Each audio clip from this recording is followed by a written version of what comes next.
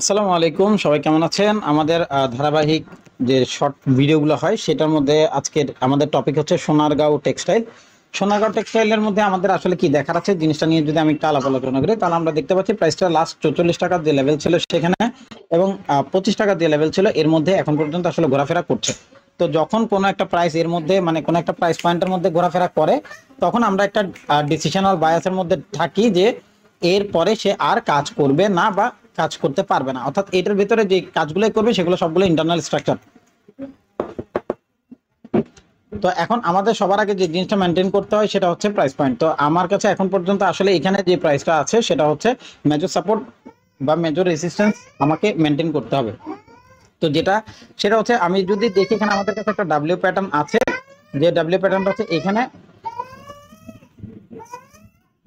তো এখানে ডাব্লিউ প্যাটার্নের যে এরিয়াটা সেটা হচ্ছে এই প্রাইস পয়েন্টে যখন প্রাইস আবার ঢুকবে হয়তো এখান থেকে যেতে পারে। তবে আমি কখনোই পার্সোনালি এই ধরনের এরিয়াগুলোকে মানে চিন্তা করি না যতক্ষণ না পর্যন্ত লাস্ট এই লোটাকে ব্রেক করছে, অর্থাৎ 32 টাকা। এটা 32 নামে 31 টাকায় ধরবো, 31 টাকার নিচে ট্রেড করছে না, কারণ নতুন অর্ডারগুলো সব এটার নিচে। এখন আপনি বলতে পারেন ভাই আপনি কিভাবে জানেন? এটা নিয়ম, এটা এমন আমার কোনো কিছু না।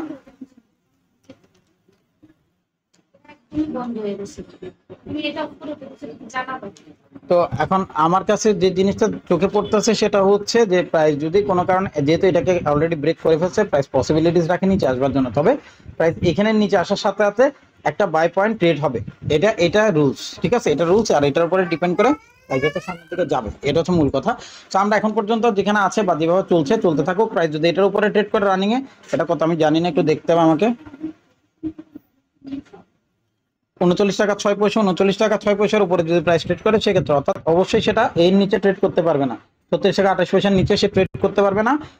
36 টাকা 28 পয়সার নিচে ট্রেড না করলে তার উপরে, অর্থাৎ এখানে যে প্রাইসটা আছে এটার উপরে যখন সে ট্রেড করবে 39 টাকার উপরে, তারপরে সে বাই করার জন্য রেডি হবে, এর আগে পারবে না। তবে মাস্ট একটা প্রাইস পয়েন্টে পৌঁছাতে হবে, সেটা হচ্ছে এই এরিয়াটা। এটা হচ্ছে আমাদের কত, এই প্রাইস পয়েন্ট এটার নিচে হচ্ছে 34 টাকা 78 পয়সার নিচে যখন প্রাইস ঢুকবে অটোমেটিক্যালি দেখবেন প্রাইস একটু হলেও হাইক করতেছে বা উপরের দিকে যাচ্ছে, এমনটা আমি এখন পর্যন্ত আশা করি। তবে পসিবিলিটিস বেশি সব থেকে, সেটা হচ্ছে প্রাইস পয়েন্ট হচ্ছে এইটা। এটা হচ্ছে 34 টাকা 48 পয়সার লেভেলটা খুব ইম্পর্টেন্টলি মার্কেটে কাজ করবে, কারণ এটা প্রিভিয়াস সাপোর্ট এবং রেসিস্ট্যান্স দুটো হিসেবে মার্কেটে কাজ করছে। তো সামনের দিনে এটা কাজ করবে এমনটা আমি আশা করছি। ধন্যবাদ, ভালো থাকবেন।